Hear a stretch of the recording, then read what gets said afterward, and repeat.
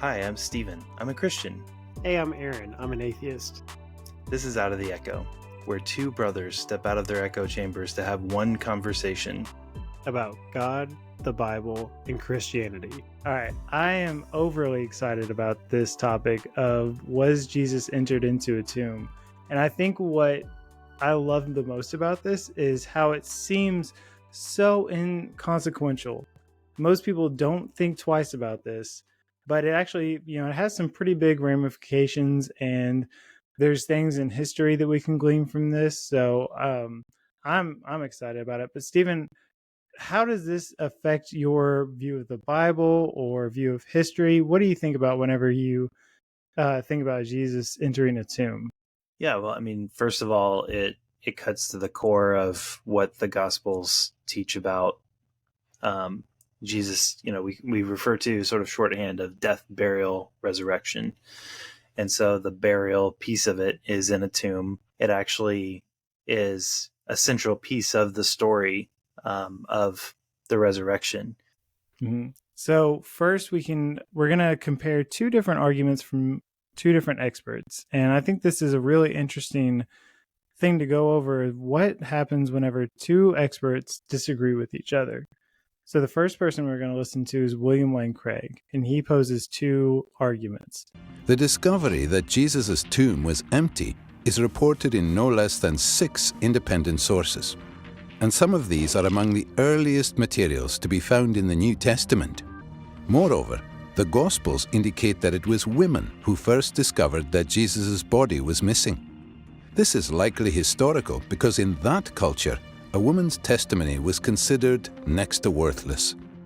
Now, Stephen, I don't want you to have to defend something that you don't see eye to eye with. So do you agree with his arguments on this? Yeah, I think by and large, I would agree with these points. I think especially the criteria of embarrassment is a really helpful confirmation of the historicity of the claim. Just the fact that you have people who would not generally be considered historically, like during that period of time, they would not have been the people that you would look to make up a story and have people believe it. But today we look back and go, actually, well, that's that's quite progressive of them to look to women as the people who discover the empty tomb. And then of course, I think the multiple sources, to me, that's a harder one. The fact that you have 6 sources, that those are all within the New Testament is really going to get to our assumptions that we bring in, because you're going to look to those and say those are Christian sources, and I'm going to look to those and say, well, of course, are you looking for someone who's not a Christian who believes in the resurrection? So it's a little bit more contentious. Whereas I think that the second point about the criteria of embarrassment helps us to even look at that first claim of the 6 sources. Mm-hmm. Man, okay, I love this. I want to definitely get into that, but first, let's put in the juxtaposition of Bart Ehrman, who in an interview, he was specifically talking about his disagreements with William Lane Craig. William Lane Craig thinks we can say as well established that he was buried in a tomb. Yeah, that's important to him. You don't think so? No, I don't. I don't know of any instance where we have a verified account of anybody being buried on the afternoon of their crucifixion in a known tomb.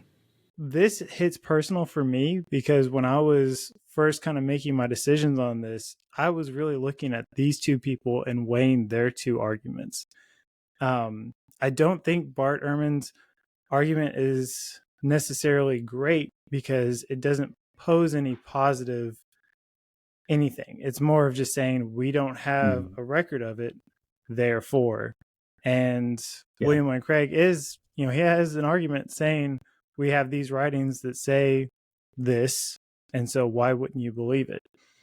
So whenever you hear two different people coming to two different conclusions, but they've researched the same stuff, what do you do with that information? Yeah, that can be really hard. I think for any of us on any subject, whenever we have, and there's plenty of things out there that we are evaluating. If you look at politics and you have one group of people saying raising the minimum wage is good for the economy, one group of people saying that raising the minimum wage is bad for the economy. Right. You know, Mm-hmm. we could just go on and on and on about things where you go like, man, it just, depending on what algorithm I've got for, TikTok or YouTube or whatever, like I'm going to get fed a certain amount of information, and then somebody else is getting fed the exact opposite information, and they all sound really good. I think I see this as well when evaluating just interpretation of different things in the Bible. And you can listen to one argument and go, okay, that really makes sense. Maybe this is the right interpretation. And then you read another book or another commentary or something, and it comes up with like, well, this is why this one's wrong, and here's another theory. And so the way that I personally look at that is, you just, first of all, you got to evaluate the claims as much as you can, because like Mm-hmm. oftentimes we're not looking at primary sources. If you can, that's ideal to look at Mm-hmm. look at the primary sources for yourself. But you're oftentimes, when we're in areas that are not our expertise, we're not Bart Ehrman, we're not William Lane Craig or Craig Evans or any of these other people. Then we have to evaluate their arguments about the evidence and get whatever picture we can, um, and kind of weigh those. And oftentimes what you're looking at is not just two different interpretations of the evidence, but two different approaches to the evidence. As I was talking about before, like one person goes, well, Christian witnesses is good for me. And another would say, well, I'd really like someone who's unbiased, to present me with the evidence. And so we have to kind of weigh even just the approach that those experts are taking as well. But what do you think about it? Yeah. Oh, I totally agree with what you're saying. And I think it really goes to what is actually being said. So obviously, William Lane Craig and Bart Ehrman, they're giving their conclusions.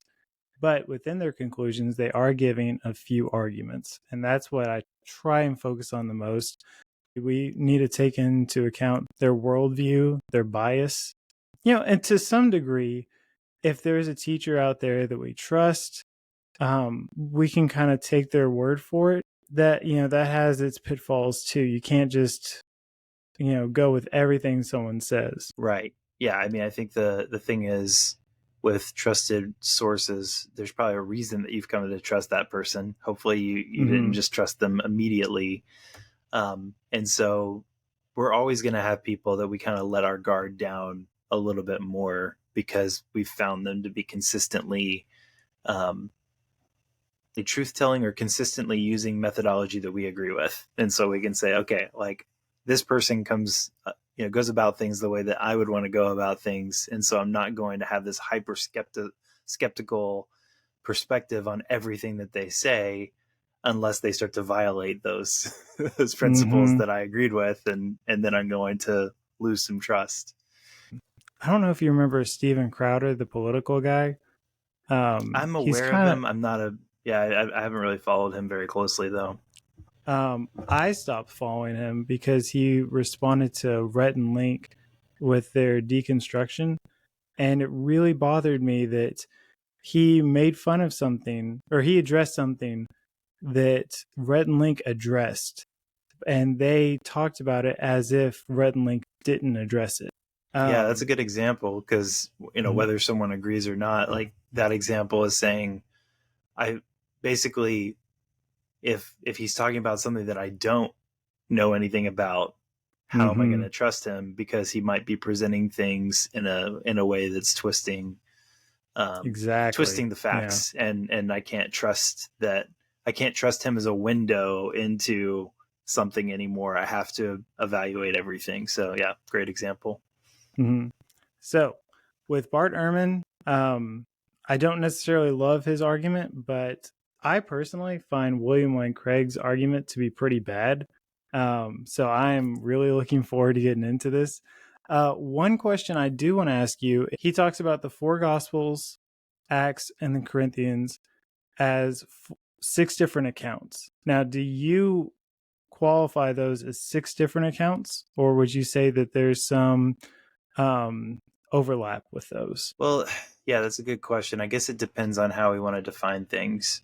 So if we, and it depends on your assumptions even about the gospels and different things, which might be part of what you're getting at. Let's if we lay it out as you have Matthew, who's a follower of Jesus. So if we're taking Matthew as the author of the Gospel of Matthew, which I do, then that's an independent line. And I would say even if he's borrowing from someone else, which I'm not going to grant, but I know it's widely believed for many good reasons, then I would still say, even if Matthew is saying, let me borrow Mark's language here, he's still using Mark to testify to something that he was a party to and witness of. Then you have Mark, who by church history is believed to be really bringing about Peter's account. You have Luke, which is not a personal testimony to these things, but is at least believed to have been interviewing different witnesses to different things and sort of a historian. Now, can you separate Luke from Acts? That's because That's Luke what I was and going to Acts ask you are about. believed. Yeah. So I think we'd have to get into the specifics of what is being said there, but we would say Luke and Acts are really two volumes to the same thing. That would be one area. John would be considered an independent account, both as a witness and as a gospel.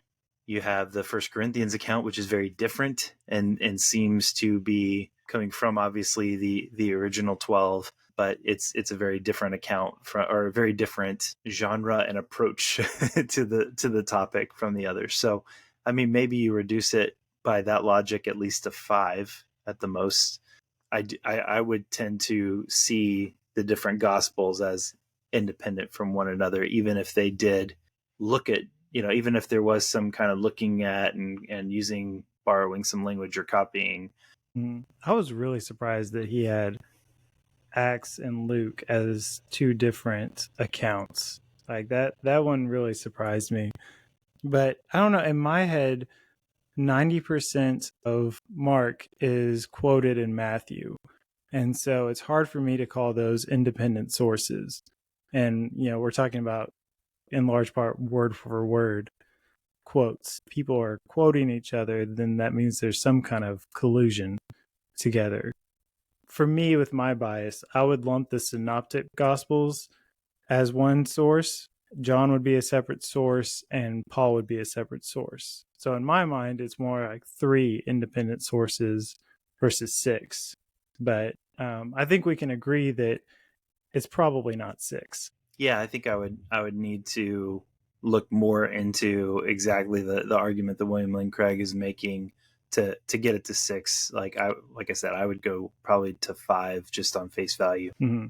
All right, so criteria of embarrassment. For me, I feel like the criteria of embarrassment works for something like Mark. So Mary goes to the tomb, Jesus is not there, but when it comes to John, I feel like he removes the criteria of embarrassment by having men come there and witness the empty tomb as well. It creates problems if you assume that the reason that they're writing is to convince people that they're not making it up, which would be its own problem. But if you start with the assumption that they are writing for their own purposes to their own audiences, which I know we've talked about before, that these are 4 gospels written for 4 different purposes, 4 different audiences. John is believed to be, by I think most, to be the last gospel written. And so if you look at it from that perspective, then it might be a lot of people know about the women, but they don't know my story and how me and Peter raced to the tomb and how I beat Peter in that race, which is a very clear thing that comes up. A lot of people like to joke that John was really sticking it to Peter by including the fact that he got there first. yeah, I think if you just look at it and give the benefit of the doubt of, okay, well, there's 4 gospels, and if they were aware of one another, or at least the later one is aware of the first 3, then that might be a reason why he would add some different color. I just think it's interesting that even the synoptics start to get further apart from one another in terms of they're not using exact language like what you were talking about with Matthew and Mark. And so it is interesting how when you get to the resurrection and the empty tomb, they start to diverge. And I don't mean that I know that there are some places where you go, how do you put those together? Not doubting or questioning that there are some harder places to harmonize. But one of the reasons why it's a little bit harder to harmonize is because it does seem like you're getting 4 different perspectives on this, whereas sometimes the language is exact. And I think that's the case with John, where he's giving much more of a biographical picture versus, Matthew, Mark, and Luke are giving more of a, like, here's what the women saw. Let me give you an analogy and see if this makes sense. So we're in America during the slavery time. A fight breaks out in the cotton field, and the only witness is a slave. He gets a white person to come and witness the fight. We could use criteria of embarrassment to say, oh, well, slaves were not recognized as eyewitnesses at the time. But I was like, well, wait a second. You had a non-slave witness it as well. So I feel like that whole criteria of embarrassment goes away. Versus if it was a fight broke out, only a slave witnessed it, and the slave's witness was the only word that we had for this fight. I feel like those are 2 different accounts. And do you see the distinction why this is hard for me to grant the criteria of embarrassment? One way that we could look at it is to say, okay, well, how are they trying to get the word out about this event? And if they were using people that you wouldn't just rely on, then we might say, well, that brings some credibility, because if you were making it up, then you would have made up that there was a white person there. Like you would have used that person as the person who saw it. But we're dealing with a question of like historical reality. So what the criteria of embarrassment is saying is, like, if you were to make this up, then you would probably make it up differently. And the fact that John comes along way later with a different perspective, I feel like the fact that the earliest accounts are relying on women, and it's not like that's not a detail that gets filled in later. It's something that happened pretty early. It's not like they started with men and then it came in and like women were there. And, but all 3 synoptics, which are believed to be the first 3 gospels, prominently feature these women. The fact that John comes in later and gives his perspective doesn't diminish that. So obviously we have different worldviews on this. And in my worldview, it makes sense to say this wasn't being believed as much as it should have been. So then they add to the story, they add men being witness. Even you could say Mark really messed up by only having women. And so Matthew comes in and is like, oh, what if Jesus starts going around and talking to men in a bodily form? And this is totally hypothetical. I'm not trying to assume motives of people 2,000 years ago. And then, well, wait a second. What? Now we're not sure about the tomb. So then John adds that there were men that came to the tomb. So if we assume that, then the question is, how do you deal with Mark, assuming he's first? But if you assume that and you say Mark messed up, or it's they think, oh man, Mark really should have included more men here, then how do you deal with the fact that Mark used the women? One thing that I think we should touch on is that was the women's job, was to go to the tomb. And that's why I had my specific slavery example, and it was set in the field, because that's not where the white people were. That's where the slaves were. In that sense, it makes sense why the women were the ones to discover the tomb. I don't know why the Gospels were written in a time when Christianity was illegal. That's something that makes absolutely zero sense to me. But yeah, that's the question. Like, even if you want to assign motives to certain details that were added, the criteria of embarrassment is basically saying if you were going to make this up, then you wouldn't have started with Mark. You would have started with John, and you would have left it there. Or maybe you add that in later as people get more open to women as witnesses. But the point is, why would our earliest witnesses focus so and lean so heavily on women, and especially during a time of persecution? Especially during a time when it's like, we really need, what if a centurion was the one that discovered the empty tomb? Let's get some Roman help from this. But that's what the criterion of embarrassment is really saying, is just appealing to logic. It's not necessarily something that you would, I don't know if it's used in legal settings. My guess is probably not, but it at least appeals to a jury, or those who are looking at something. If something is laid out in a way that you go, yeah, that seems like if you were going to make it up, why would you use so many people that I don't trust, that I've been told not to use? And so that's the point of that, is to say, like, you've got these sources, and if they were making it up, they made the worst decisions about how to make it up. This is a side of the criteria of embarrassment that I've yet to ever hear. I've heard the criteria of embarrassment over and over again, have yet to find it convincing. But if you're saying the criteria of embarrassment specifically for Mark, and why would you put your worst foot forward, that makes total sense. But whenever it comes to the story as a whole, I think you lose the criteria of embarrassment with the later Gospels. Is that what you're saying about Mark? I don't want to put words in your mouth. Well, I'm not necessarily trying to narrow it down just to Mark, except that when you say these details are being added, what I'm saying is, like, Mark is presumably, and I might talk out of both sides of my mouth, because I think Matthew's a possibility for the first gospel written as well. If we're going to grant all these assumptions that, well, Matthew is actually borrowing, so much of the Gospel of Mark, and so, and then we're going to say that these details were added, and John focusing on adding men to the story, then what I would say is Mark, presumably, at least by a vast number of scholars, and I would say probably all of the secular scholars who are not believers, would say Mark was written first. And so you still have to deal with that. And so I'm not necessarily saying that I would narrow it down, or the criteria of embarrassment only refers to Mark, but Mark is so heavily focused on the women that you still have to deal with it, versus, like, if the first gospel were John, then you'd say, well, they kind of led with the men and then they came in with the women later. Okay. No, that makes total sense. Okay.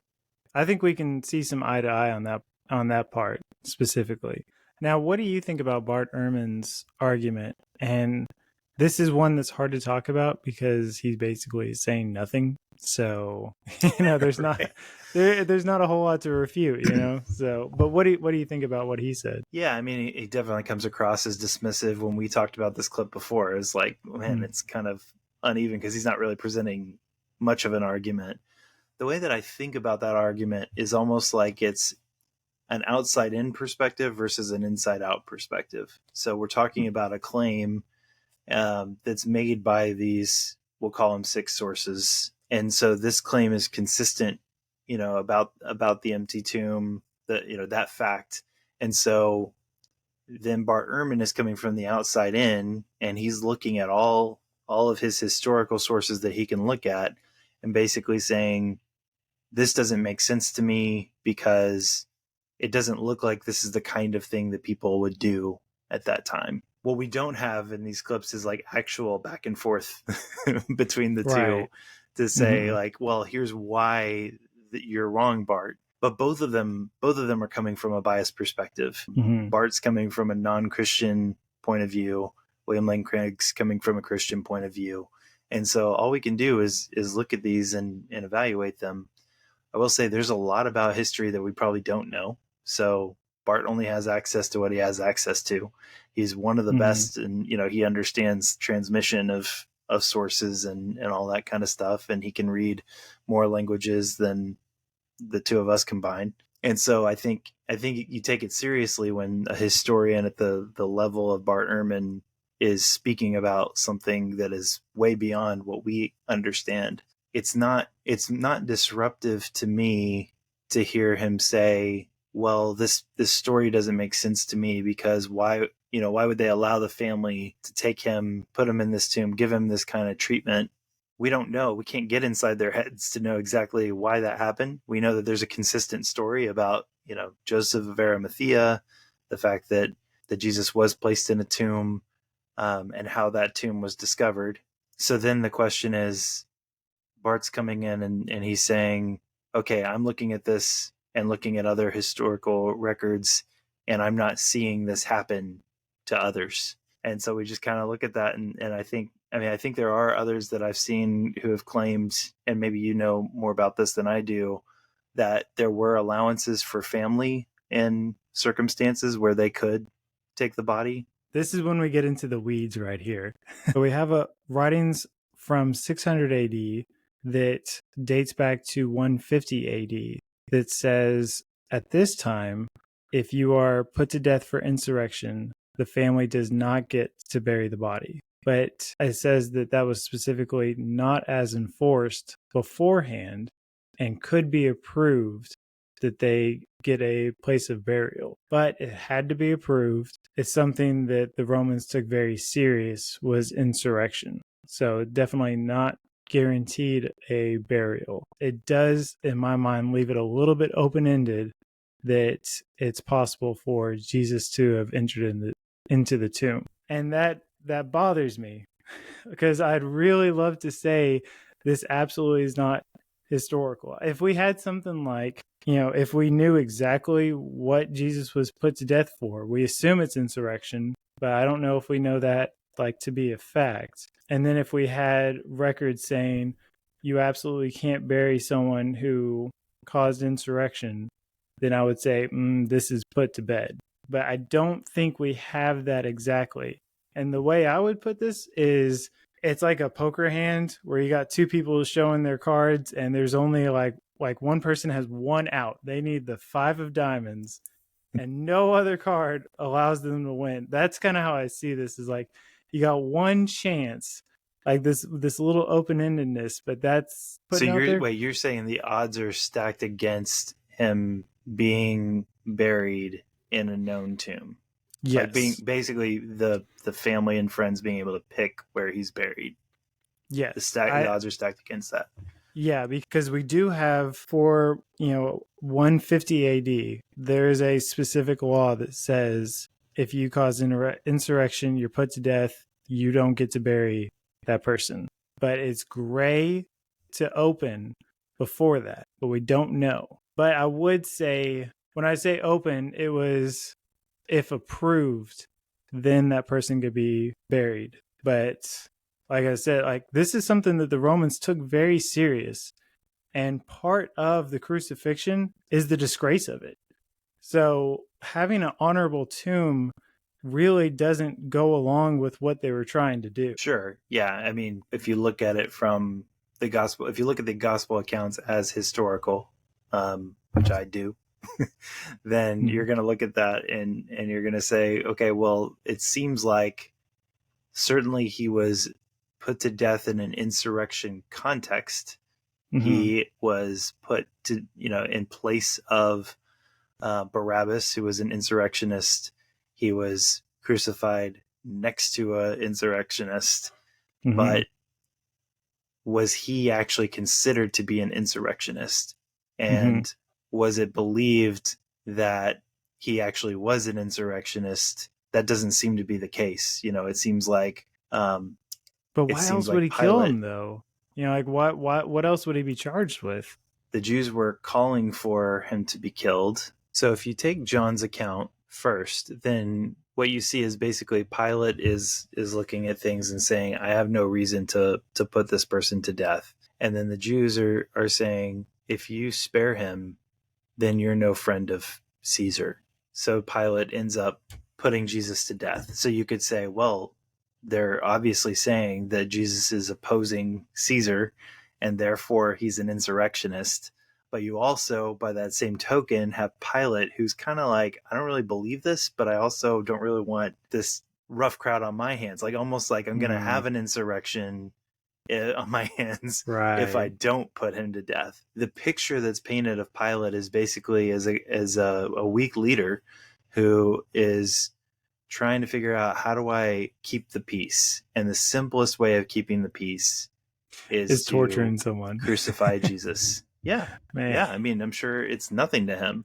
The account of Mark, you have Joseph of Arimathea, who was a respected person and respected member of the Jewish council, who goes to Pilate and he asks for the body. Pilate is kind of surprised to hear that Jesus has already died and everything, but he allows Joseph of Arimathea to take the body. And so you do have, even if we're to say like all these things would have to come up exactly right, you at least have the Gospels presenting a picture of all those things coming together in a way that would make sense, to say like, well, Pilate's looking at this, he wasn't necessarily wholeheartedly crucifying him. Joseph of Arimathea had the respect of Pilate to at least gain an audience with him, and then he's able to get the body, where Pilate's like, hey, I'm just trying to keep people happy. You want the body? That's fine. So you at least have those things coming together. I think it's questionable if we would say that he was specifically put to death for insurrection, especially when you look at the picture that's painted of Barabbas, who was actually a murdering insurrectionist. That's probably more the picture of, the kind of people that you're talking about, whereas Jesus had not harmed anybody. To me, it's almost the opposite. And of course, we're coming from different perspectives, but like, I'm not seeing evidence that he fits the criteria of someone who can't get that. And then you're talking about the timing of, when things actually were starting to be enforced. You're kind of in that gray area. So I don't think that I would look at that and say like it shocks me or I feel like it's a lot of like, yeah, you could see it going a certain way, but I also don't have any reason to doubt this story based on the historical facts and context that's presented, because it's not clear that Jesus was put to death as an insurrectionist. It's not clear that this law was being enforced. And that's all giving the fact that we're talking about 100 years later, when when we're getting this information about that law and when it was enforced and when it wasn't. I'm granting that because I know that we have a lot of conversations about gaps and legendary development and things, and I'm not going to make that argument here. But you are also, if you're going to be consistent, talking about a really big gap between the historical fact of when things were actually enforced. Right. So anyway, I'm granting all that, and I still don't really worry about it. I hear what you're saying, and I'm totally willing to grant that there is a smidgen of gray area, which if this had happened later in time, I think we would lose that gray area and it would be contradicting the historical record. I think the most probable thing to have happened, especially if Jesus was crucified for insurrection, so say him going through with a bullwhip through the temple was enough to be insurrection, and people just really hated him after that. If that was enough and he gets put to death for insurrection, and then even if you have this Jewish council that comes and says, hey, we want the body, I don't think it's unreasonable for the Romans to say, we really want to make an example of these people, and we're not trying to give them an honorable burial. That also kind of fits with what we know. Yeah, so I think one thing that could be clarifying is the fact that you have different sets of leaders. So Jesus doing something in the temple, let's say that that's an insurrection of sorts. The Romans don't care about that. I mean, the only reason the Romans would care about that is because of the disruption of the peace. Like we talked about before, like we're trying to keep the peace We don't want everybody, up in arms about this, but they don't care about the temple.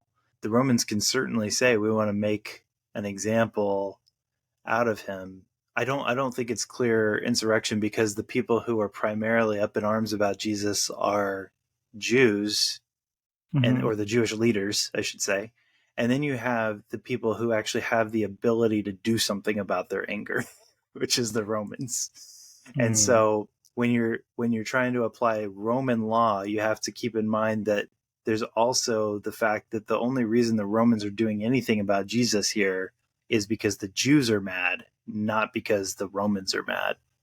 So when we talk about insurrection, I've got to think, has nothing to do with how mad the Jewish leaders are. It has everything to do with, is Jesus trying to overtake the Roman authorities? Which, if he were, the Jews would be fine as long as they thought he could win. They would be happy about an actual insurrection. But they didn't like what Jesus was actually about. Instead of trying to overtake the Romans, he had other things that he was trying to accomplish, and that was what angered them. And so I think when we talk about insurrection, I don't think the Romans saw Jesus as a threat once they realized that he wasn't actually trying to accomplish an insurrection, but they were trying to keep the peace. Yeah. Do you think he was there at the trial being like, hey, I said give unto Caesar? Exactly, yeah. Okay, no, I hear got what you're tax saying. money out of a fish. So, but also going back to ancient laws, we have Josephus, who is a Jewish historian, and he gives us some insight to that time period. Whenever he talks about crucifixion, more from a Jewish law standpoint. So, if the Jewish people who killed him, this would probably be what was executed. The way he describes it is that the body was left unless it was the Passover, which that lines up with the Bible text. And then the body would be taken down and put in a mass grave. I still think that the tomb burial is the least likely, but I am willing to grant that it is possible and doesn't totally contradict history, or at least the historical record that we have. Yeah, and that makes it. And Josephus is talking about things that, general patterns that were happening. The story of Jesus is not a typical account by any measure, whether you're coming at it from a non-believing standpoint or you believe that he was raised from the dead. And so it makes sense that he would say this is what typically would happen, to someone who was crucified. Most people probably weren't crucified and innocent. And so you have that added layer. It's like, we're talking about the Sabbath, how are things dealt with on the Sabbath? But yeah, I think, so if we look at this and say, well, how did things typically happen? Then we at least need to acknowledge that the gospel writers are saying things didn't happen the way that they typically happen. That's why we're having to give you these details, because it wasn't like you just get your own tomb, but there's details as to why he would have his own tomb. Now that could still be totally made up. So that's not a claim to say that it's absolutely authentic. It does at least say, like, they're writing things in a way that if you look back, you go, okay, well, here's what typically happened during this time. And the gospel writers seem to be saying something else happened and it wasn't typical, and here's why. So to me, it lines up. But I can understand from your perspective, just looking at the context and saying, okay, there's a lot of unique circumstances here. Not the least of which being the resurrection is pretty unique among history. It really comes down to your presuppositions, because if you're willing to accept that Jesus healed the blind, raised the dead, it's like, well, why are we even talking about how he was buried? Like that just seems silly. And I think that's why I love this so much, is just it seems so inconsequential, but there are things at stake, like falsifiability. Yeah, no, I was just going to say, I think that it is something that, especially if you're deconstructing or deconverting or whatever the terminology might be, you're going to look at these things differently, and you're going to say, oh, I never really thought about this being different from what most people, like how hard it would be to get the body and have your own tomb and all these different things that are claimed. And so I think it's important. Like for me, I look back to even in college, oftentimes those were the kind of things that I was just like, I don't really have a problem with that. And I'd move on. Like I'd never really look into it in depth unless there was a question, or, that's one of the things I really appreciate about our conversations is you're pointing to a lot of the things that I assumed for a long time and saying like, hey, wait a minute, this doesn't line up. And so it forces me to think about it more. So it is important that we think about these things and that we understand them more in depth. So hopefully I'm not coming across as dismissive. I'm just kind of processing it out loud and thinking, yeah, I don't think that there's anything there that really causes me to go into a crisis of faith, because it seems like if you start with what the Gospels are writing and then you look at the history, you can see where it could line up.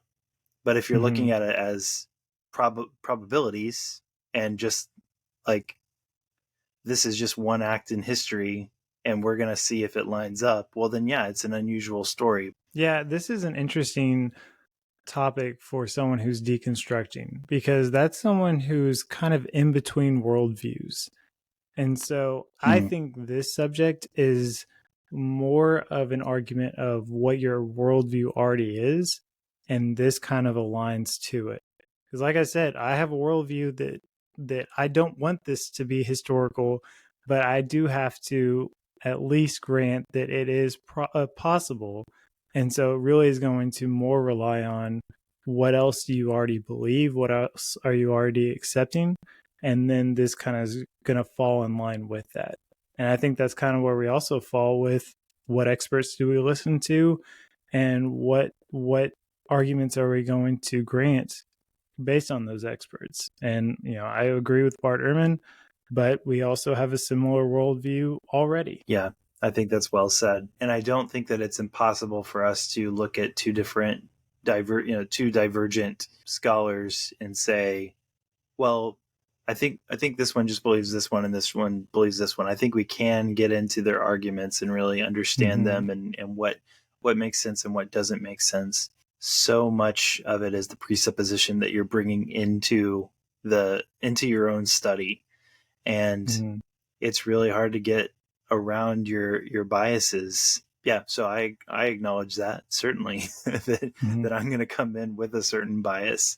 I do think that you can also look critically at, even people that you agree with. I oftentimes say, and you hear me say oftentimes, like, well, yeah, I agree with this person's conclusion, but what they got there with doesn't make sense to me, or it has all these holes in it. And so a lot of times I'll even just have apologists that I don't really like the way that they get to defending my faith, because I don't feel like they're doing it in an honest way. That's important to look at as well, and just really dig into what are the differences, and can I see through my bias at all to be able to get a clear picture of what might be the truth. Oh, it'd be so much easier to just be a mythicist and believe that Jesus never actually existed, and but that's not, in my mind, that's not where the evidence takes me. And it can be a long journey to actually follow the arguments and follow the history, but in the long run, I think it's worth it, hopefully. Yeah, and I do appreciate that about you, that you haven't just become dismissive, but you've actually been willing to do the hard work of, okay, I actually believe some of this is true. Hopefully that's intellectually honest and not just conflict avoidance, but I appreciate it.